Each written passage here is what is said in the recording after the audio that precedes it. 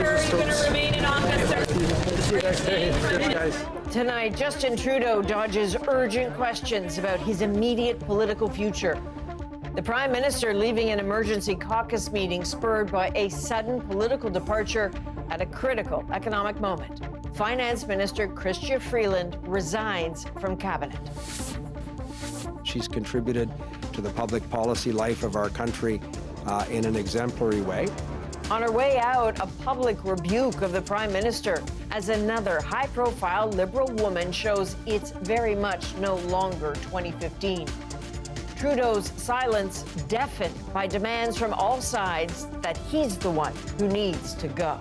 Justin Trudeau has lost control. I'm calling on Justin Trudeau to resign. But the concerns of Canadians transcend Ottawa turmoil.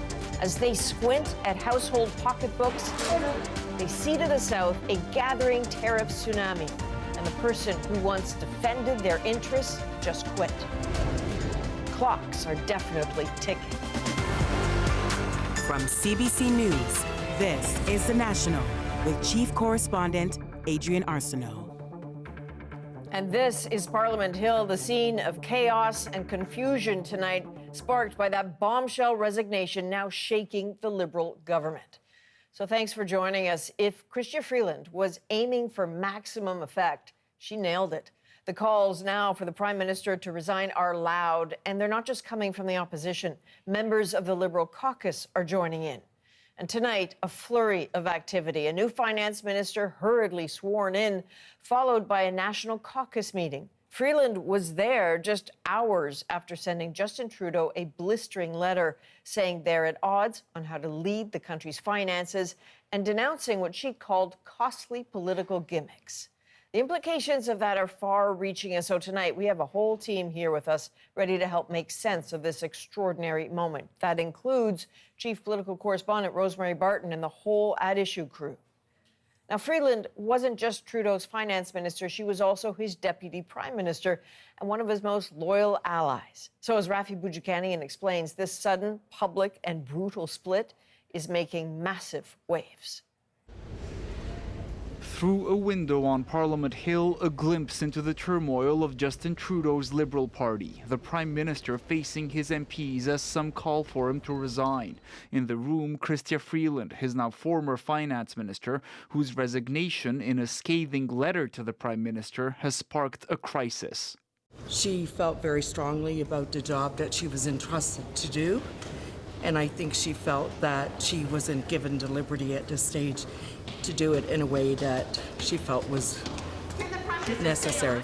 Just hours before Freeland was set to deliver an economic statement to Canadians, she revealed she was instead leaving cabinet. Writing to Justin Trudeau, "On Friday you told me you no longer want me to serve as your finance minister and offered me another position in cabinet. The only viable path is for me to resign." She said she and the Prime Minister have been at odds about the best path forward for Canada, adding, "Canadians know when we are working for them and they equally know when we are focused on ourselves." The result? Shock. What the I mean, how does the Prime Minister, on the eve of a statement that we've been waiting for months, deep six his finance minister and think that things are going to be normal? And it's prompting more public calls for resignation from inside his own party. Let's put it this way. Firing a Minister of Finance who has served you extremely well is not what I would call a trustworthy move. I've been a great defender, but I just don't see how we move forward. I think he needs to go, yeah. The opposition seizing on the chaos. I'm calling on Justin Trudeau to resign. He has to go. The Prime Minister has lost control, yet he clings to power. He's lost control of immigration, lost control of the borders, lost control of spending, deficits, inflation, housing costs. I have a question for the Finance Minister. Who are you? That's one question Trudeau was able to answer, naming veteran Cabinet Minister Dominic LeBlanc to finance. My conversation with the Prime Minister today was entirely focused on the work that we want to do to support Canadians around affordability, obviously the threat of tariffs coming from an incoming administration. But of what happened inside caucus, few had thoughts to share. He has my confidence here. No, but does he have, what about caucus? I'm not, we didn't take a poll. For now, the Prime Minister himself was silent about his future. There's only a day left for the House to sit, and for the first time, the NDP is saying they would vote non-confidence in the Liberal government if Trudeau stays on into the new year. That could trigger an election. And Rafi, it seems that's not the only change many are expecting to see in cabinet. Adrian, for one thing, Housing Minister Sean Fraser announced earlier today he's not running again, and a number of other cabinet members have made that public, so Trudeau would have to shuffle his team if he stays on in charge at all. All right, Rafi Boudjikanian in Ottawa for us tonight. I want to bring in our chief political correspondent, Rosie Barton. Rosie, you've been working your sources all day, all night. What are you hearing about what happened inside that caucus meeting? It was a difficult meeting because of the shock of this and the brutality of this announcement and resignation because of who it was. And Justin Trudeau was confronted with members of his caucus who said, we think you need to go. There were a couple people that defended him too, Adrian. And the Prime Minister said that he was going to take this back and he was going to reflect on those comments. I should say there was also a moment of between Chrystia Freeland, who was in that room, and the Prime Minister. Apparently they hugged and had a nice moment. So read into that what you will. But the caucus meeting was a difficult one for him, and he acknowledged that and is going to take back what he heard and think on it. I bet. I want to ask about something else too, Rosie. The timing of this conversation with Freeland on Friday. What are you hearing about the thinking behind that? I mean, that is part of probably the most baffling part of how things have unfolded here, Adrian, to suggest to a finance minister that you want to move her out of her job just days before she's going to table a fall economic statement doesn't make a lot of sense. But there was an attempt here to shuffle the cabinet and to bring in some people who could best confront Donald Trump. That was the intent behind the move. And indeed, Mark Carney was one of the names being moved around the chessboard, if you will. But to think that Chrystia Freeland would take the offer of a Canada-U.S. cabinet position with no clear department attached and would then go on to present this fall economic statement today, I think has been a gross miscalculation. You know, I think a lot of Canadians today are thinking, you know, can Trudeau possibly survive this? Yeah, I mean, that's what we're all thinking. And I'll point to a couple of things. For about 6 months, his leadership has been under attack and under pressure from inside his caucus, people directly calling on him to leave. It has also happened around by-election losses and polls that do not seem to be improving. And still, he has managed to hang on. Something is different this time. First of all, the nature and prominence of the resignation of Chrystia Freeland. And the second thing is Donald Trump arriving in about a month's time with the threat of 25% tariffs against this country. At some point, Justin Trudeau may have to decide that for the good of the country and in the face of those threats, he will have to step aside and get someone else in place in order to deal with this very serious problem on the horizon. Okay, Rosie, thank you. And Rosie, I know you'll be back in about 20 minutes with a big ad issue. Okay. All right. Well, Justin Trudeau's only public comments tonight came after that caucus meeting where he spoke to Liberal supporters. It's obviously been an eventful day, and it has not been an easy day. But I wanted to come here tonight and speak with you, dedicated, devoted members of the Liberal Party, because you, not me or any other politician, are the beating heart of this movement. So the event was pre-planned, a thank you to donors, if you will. All this political drama is overshadowing some other stunning news out of Ottawa, a soaring federal deficit spelled out in that fall economic statement. Ashley Burke has that part of the story. Order. A fall economic statement unlike any other after the finance minister quit. She's now resigned minutes before presenting her fall economic update. This cannot go on. Those very documents shrouded under black sheets for 4 hours. It wasn't until the afternoon that it became clear it would be released. The Liberals' House Leader tabled the document instead. She came in, tabled, and then ran it out before there could be any accountability or scrutiny. How much did they blow past the $40 billion? Is it a big deficit or the government's deficit ballooned to close to $62 billion the last fiscal year. That's about $20 billion more than the government's self-imposed target because of one-time costs from COVID liabilities and Indigenous lawsuits. With all due respect, this is on her as much as it is on the Prime Minister. In a resignation letter, Freeland warned the Prime Minister that facing down Donald Trump's tariff threat means keeping our fiscal powder dry today so we have the reserves we may need for a coming tariff war.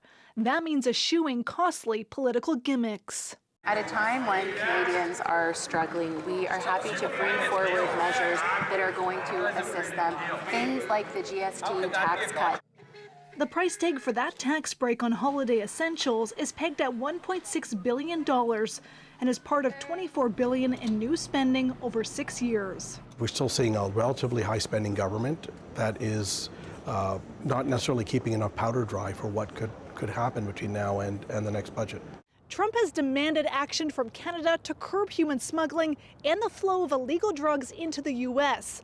This economic statement includes $1.3 billion to beef up security at the border.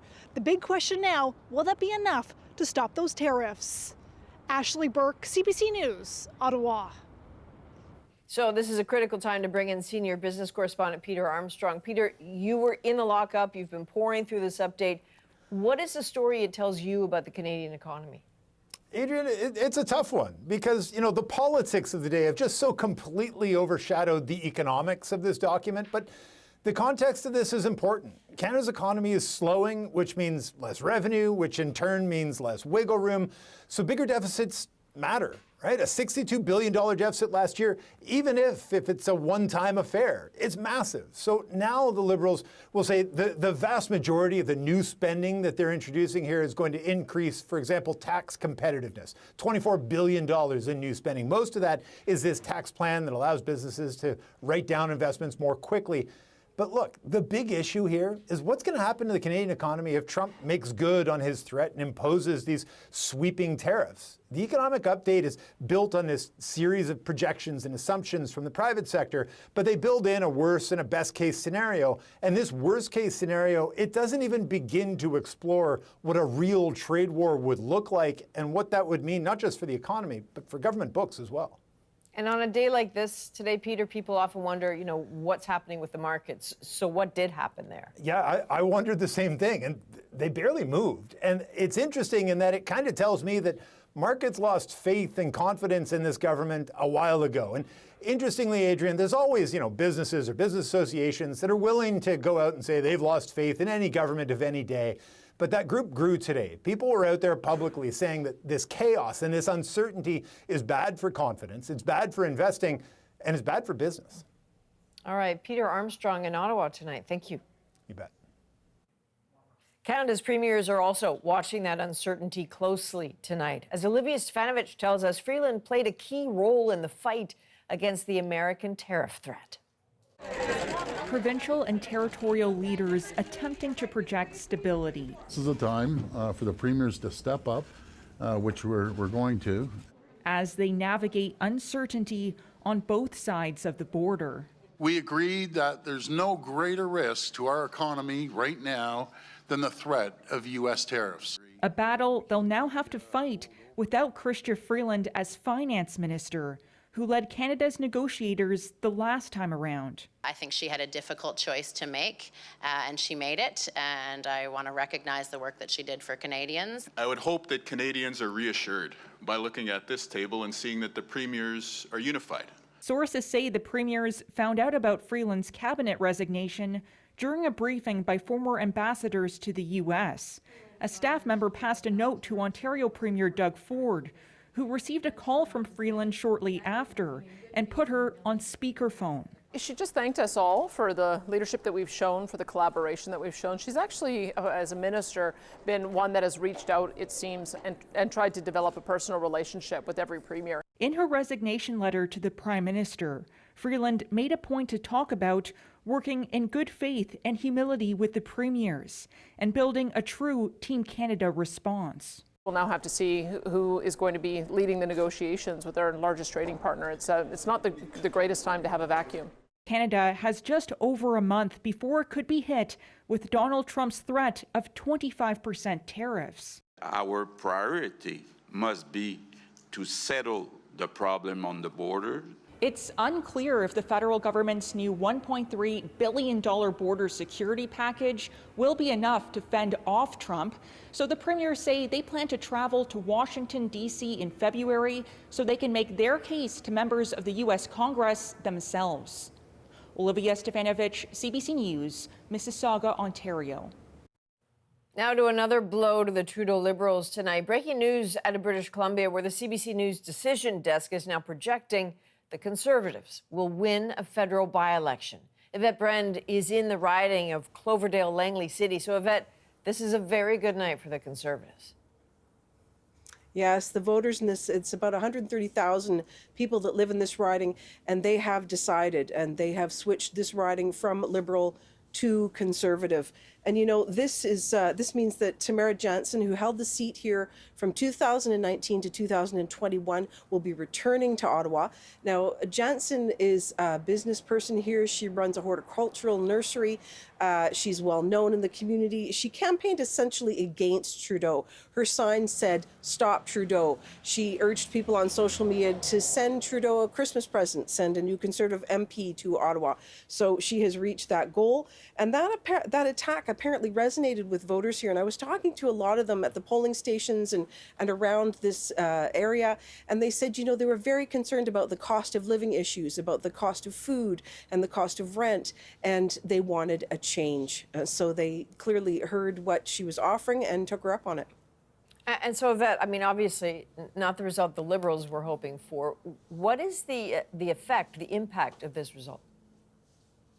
Well, this isn't their first loss this year. They've lost two other strongholds, right? The first in Toronto, and then not long after that in Montreal, right, a riding close to the Prime Minister's own riding. So this is a big blow. And then, of course, news out of Ottawa today with the resignation of the Finance Minister.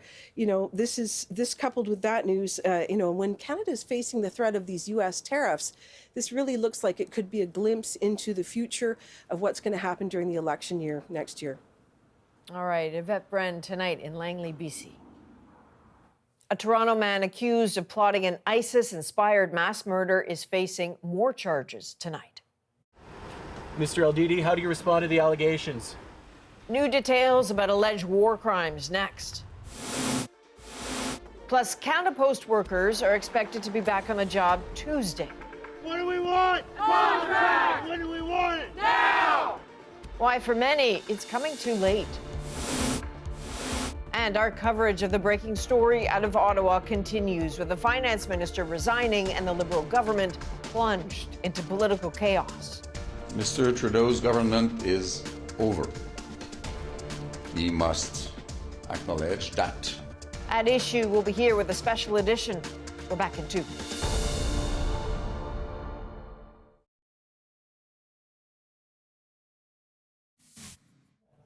An extraordinary glimpse behind closed doors on Parliament Hill earlier tonight when the blinds were briefly left open. The Prime Minister facing his caucus and facing calls to step down. We are following this breaking story throughout the hour. But first, some other stories making news tonight, including the urgent search for the missing this evening in the French territory of Mayotte after a devastating cyclone.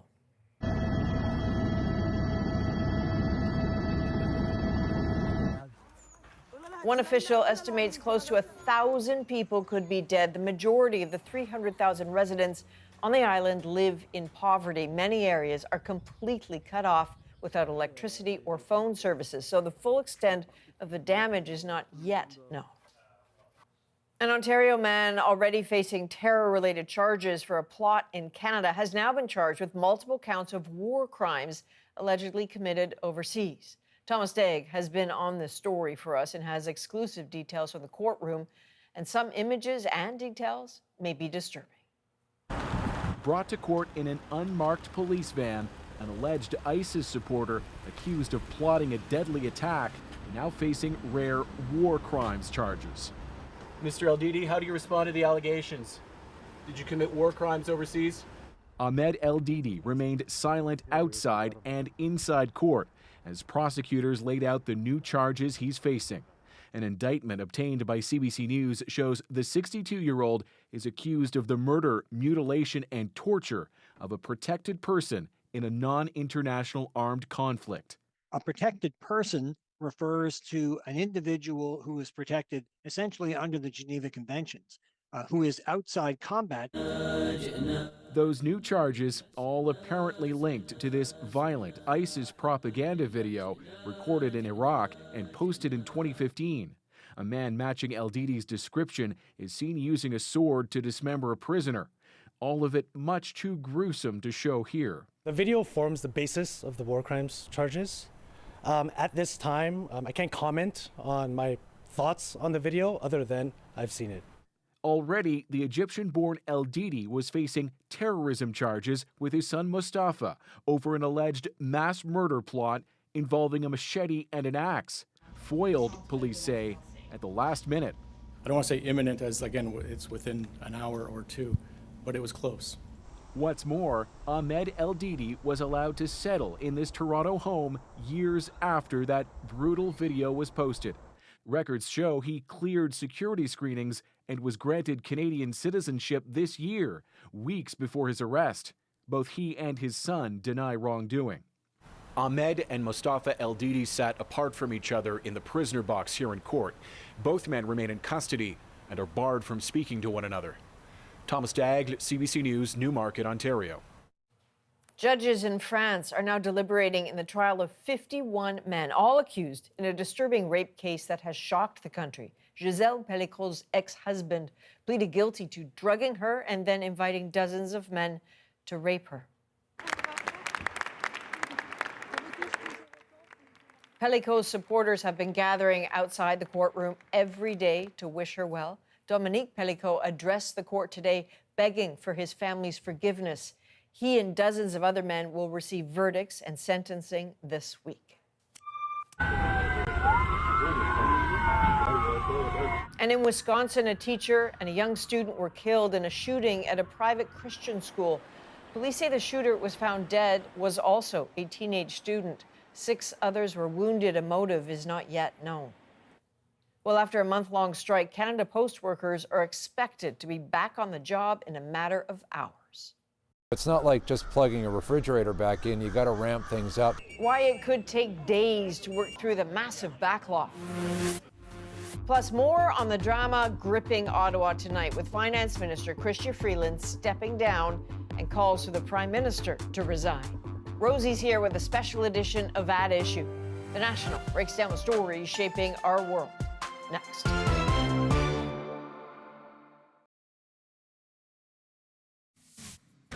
Prime Minister, are you going to remain in office, sir? The Prime Minister not answering any questions tonight as he left an emergency caucus meeting. The calls for his resignation now intensifying after the sudden departure of his Finance Minister and Deputy Prime Minister Chrystia Freeland.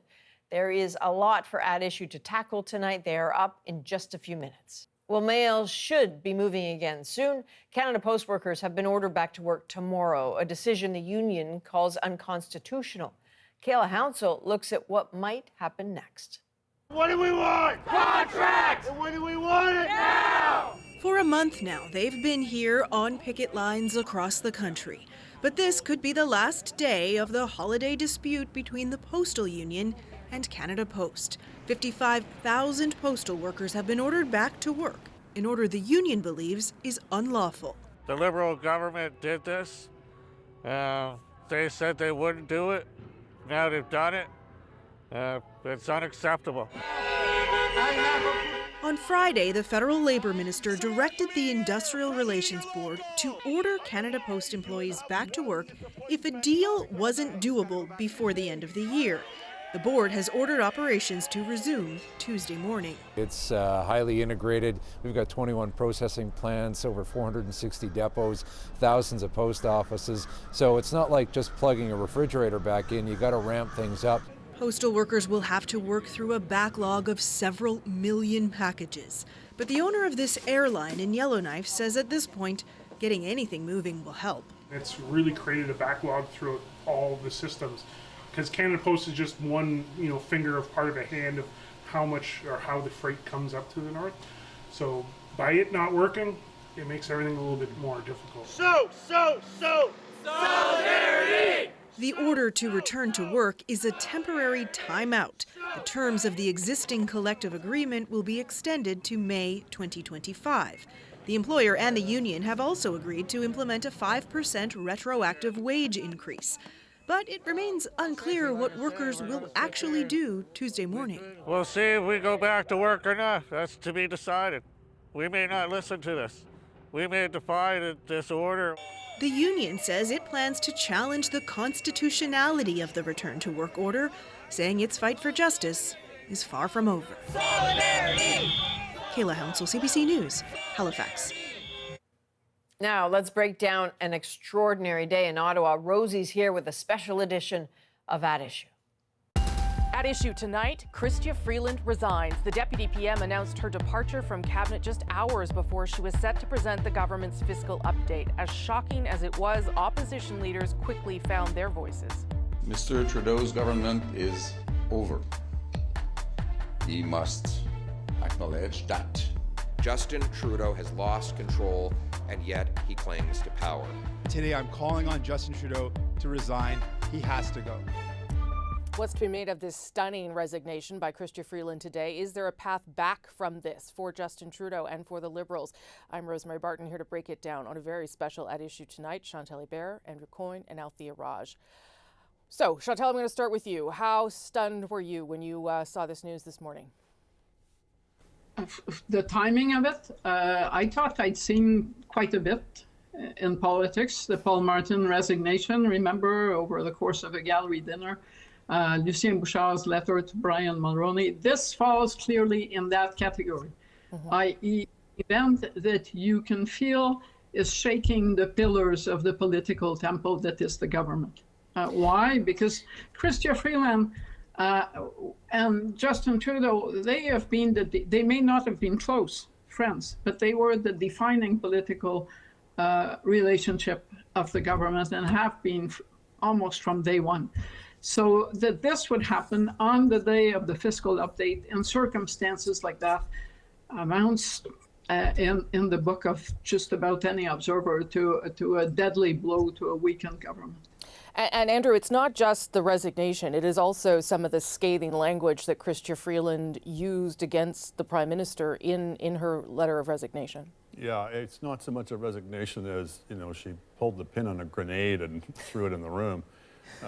Calculated to do maximum damage. I think some of the policy differences that are outlined in the letter are perhaps more apparent than real. I think it, pleased her to position herself as being the voice of fiscal sanity, but if you look at her budgets that she's run, at least ostensibly she's been in charge of, you would say they haven't been particularly fiscally prudent. But I think that gets at the issue here is this is, on one level, this is about how she's been treated, which is abominably, over the last few months, where they basically hung her out to dry, made it known that she was, on a short-term time remainder at best, and then insisted she go out and read this document, which I guess was the last straw.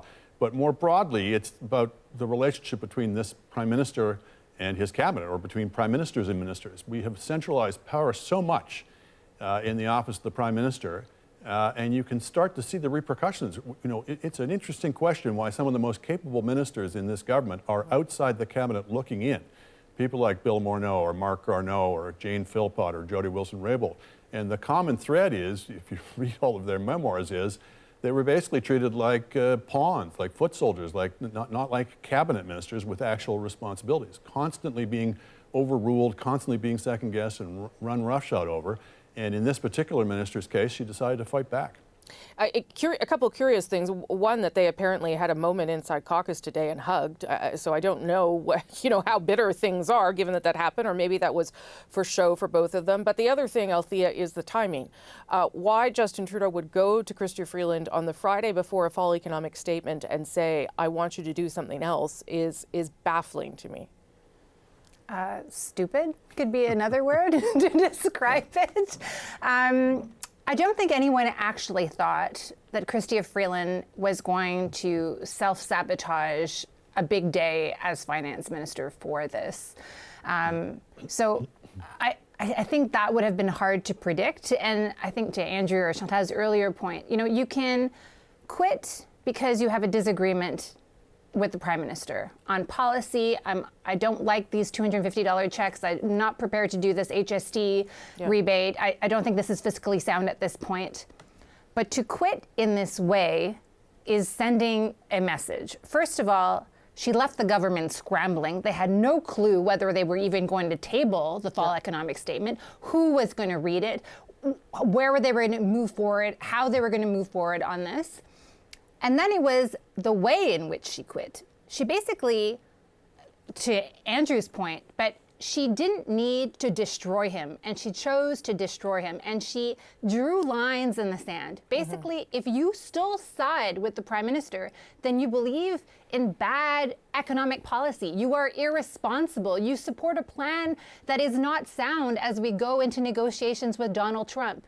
So there's like the leadership politics at play in this that I think the battle lines have been drawn on, and she's encouraging people to join the dissenters rank. It is like the most interesting political move I too have ever witnessed. It is fascinating, and she clearly knew what she was doing. I mean, she kept her powder dry for a very big moment. And Chantal, the fact that Freeland was offered a minister job of dealing with Canada-U.S. relations, seemingly without a department, it hasn't really been made clear to us, but that was not something she was willing to accept. What do you make of that attempt by the Prime Minister?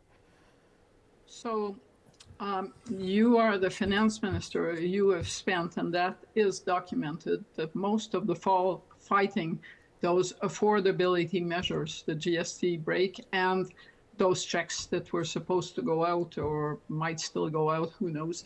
And on the Friday before, you have to bring in a fiscal update that will show a very high deficit, much higher than anything you predicted 6 months ago. The Prime Minister calls you up via Zoom, I understand, and says, I'm thinking of moving you to a position, Canada-U.S. relations, that actually doesn't have an existence in the roadmap of what the government is. So no department, no deputy minister. And I'm going to move someone in your place probably next Wednesday. In clear, you are going to go to the House of Commons on Monday and fess up to this huge deficit. And then it's going to look on Wednesday like I'm demoting you and I'm telling the country I'm going to fix the bad ways of this minister. Who would have stayed and delivered that fiscal statement in those circumstances except a masochist? But Althea is right. The end result is a vote of non-confidence in the government from its own finance minister. And the rationale she puts forward may be at odds with that of Justin Trudeau, but it happens to be within the consensus of the larger economic, fiscal, business community in this country. Yes. So where that leaves the government, both on policy and on politics, I really don't know. Okay, and we have one more block, and we'll go round through everyone on this. But so, Andrew, given what Chantal has just laid out there, how can the Prime Minister stay in his job? Oh, well, it's not inconceivable at all. It's going to depend on some things. I don't think even today, I'm not sure he has that much to worry about from caucus. We'll see. But they are mostly frightened little rabbits. The Prime Minister has so many levers over them. It's only recently they've even been prepared to put their names to it. I think the more telling issue is what happens in cabinet. And just as with the MPs, generally their issue is mostly who can save my seats. With the cabinet ministers, it's who can advance my career. And a lot of them now are going to be looking at this and calculating, am I better off sticking with the captain as the ship goes down, or should I jump off before the whole thing blows up? And if I do jump off, who am I jumping to? Am I a candidate for the leadership? I think part of this was, it's one thing to basically rewrite budgets for finance ministers if they're going to stay in their job. If they're being told you're going to lose your job, and we're going to bring in Mark Carney to replace you. I think one of the effects of this has been to materially damage at least the short-term prospects of Mark Carney, the Mark Carney accession, if not the candidacy. And I will say, just to add to that, I think the candidacy of Dominic LeBlanc just took a major leap forward. I was struck by the almost universal commendation of his appointment, even though he's already running half the government, to step in as finance minister. 30 seconds to Althea. Well, Dominic LeBlanc is now the Minister of Everything, basically has replaced Chrystia Freeland. To your original comment, I do think this has reignited all the chaos that happened in early October. I think the dissenters feel emboldened that there are now more people who are unwilling to speak publicly, who are now willing to speak publicly. I'm told 45 people are willing to sign a letter. We heard rumors all throughout the day of senior cabinet ministers likely resigning, that Mark Carney was not touching this government at all. And the most important thing is NDP leader Jagmeet Singh called for the Prime Minister's resignation. Basically, Singh is saying, we want you to have a leadership race. We'll probably support you if you have a leadership race, but I cannot back this guy anymore. Okay, we got to leave it there. We're going to keep the conversation going, asking more questions about what's next for Justin Trudeau, especially in the face of Donald Trump, who's going to be president in less than a month or about a month's time. That's next. Stick around.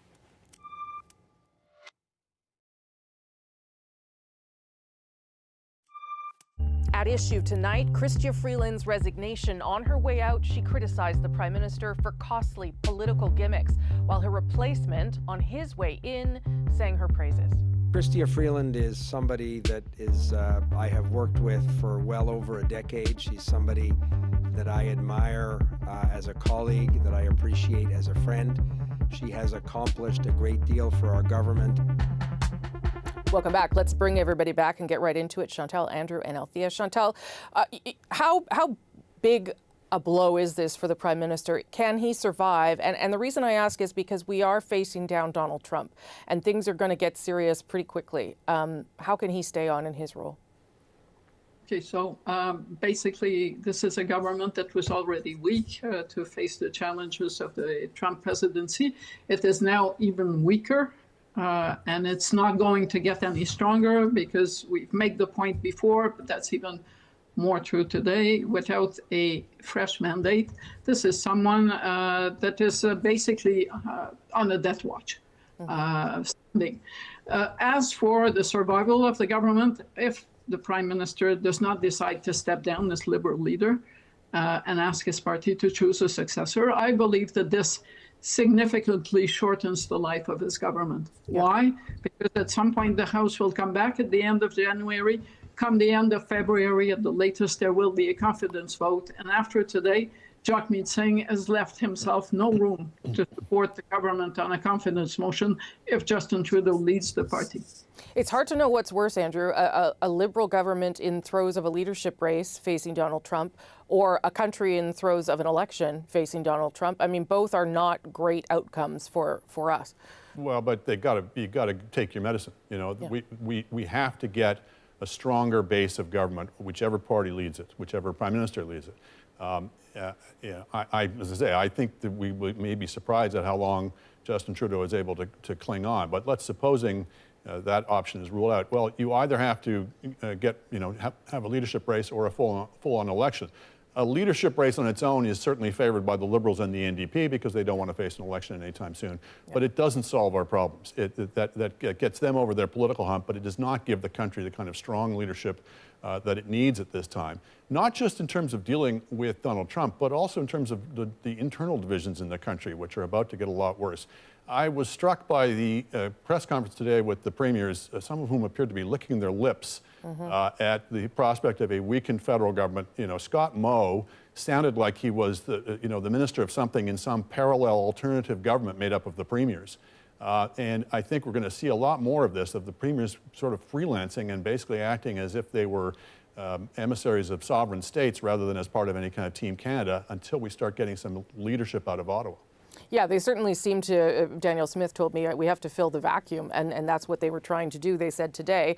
But where does that leave us, Althea, for a country that is trying to figure out how to stave off this threat of tariffs and now has a further weakened Prime Minister and a Finance Minister who, yes, has been to Mar-a-Lago, but I don't know if he's going to know how to handle this. Dominic LeBlanc is probably the most capable cabinet minister in this government and is an incredibly capable cabinet minister. He's very charming. If anybody's on the Canada-US file, I think we're in good hands with Dominic LeBlanc. He's very good at making friends with people that he, naturally you wouldn't think he would get along with. That being said, the government is not in a good position. The government is not in a good position for the country. Justin Trudeau can hang on as long as Liberal MPs allow him to. Really, the ball is in their court. As far as the provincial premiers, what they have said is accurate. Anyone you speak with who has been on those calls will tell you that there has not been the leadership that the premiers expected from the federal government. And so they do feel like they have to step up and fill in the void because they don't feel like there is enough action from Ottawa. They haven't been told really what the grand strategy is. They feel that there isn't a grand strategy. That's not good either. You know, would it be better for Justin Trudeau to call a leadership race, to focus his entire attention on dealing with Donald Trump, or to allow an interim leader with a clean slate to do so? Maybe it would be. Yeah. I see Chantal nodding. Chantal? And you also don't need to take 6 months to pick a leader. No. Many countries manage to do that over a matter of 6, 7, or 8 weeks maximum.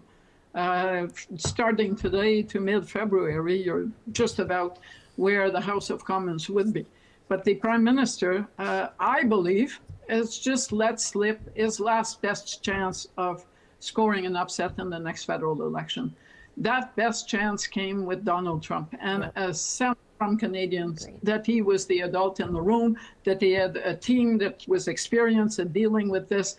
All we have seen after the first week has been chaos, disorder, out of line. Was it only last week that Justin Trudeau was calling himself a feminist and pointing at Chrystia Freeland, the same person that a few days later he was going to fire, to replace with a guy to fix her mess, which is his mess? The truth is that there was a very narrow path to a recovery for the Liberals, and I believe that that path has been bombed by Justin Trudeau himself. About 30 seconds, Andrew, on what's next. I'll just point out the Brits changed, leaders in a matter of days with their system. Look, we shouldn't be too fixated on the immediate term prospect of the tariff, as huge as that is. We're going to be dealing with Donald Trump for 4 years. So if it takes a few weeks beyond that to get the process done, whether it's an election or a leadership race, preferably an election, so be it. But the longer term objective goes far beyond just the tariffs. The tariffs are the opening salvo of a number of difficulties we're going to have with Donald Trump, for the next 4 years. 20 seconds to you, Althea. Wrap it up there. Well, a few weeks ago, you asked us when we thought the next election would be, and many of us thought it was going to be in the fall of 2025. And unless there's a leadership race, I don't see how it cannot be in the spring. Everything has changed after today.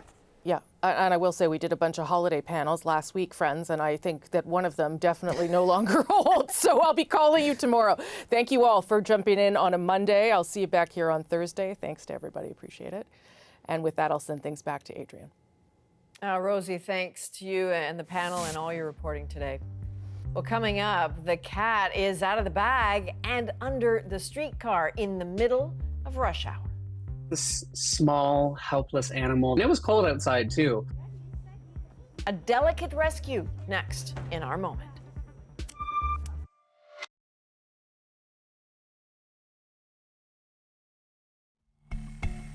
Well, in terms of public transit delays, this might be a new one. This past Friday, a cat escaped and then hid itself under a busy Toronto streetcar in the middle of rush hour. Well, CBC producer Ian Clark just happened to be on his way home when he saw a group of total strangers band together to save that cat. A little teamwork, a lot of goodwill. That just makes our moment.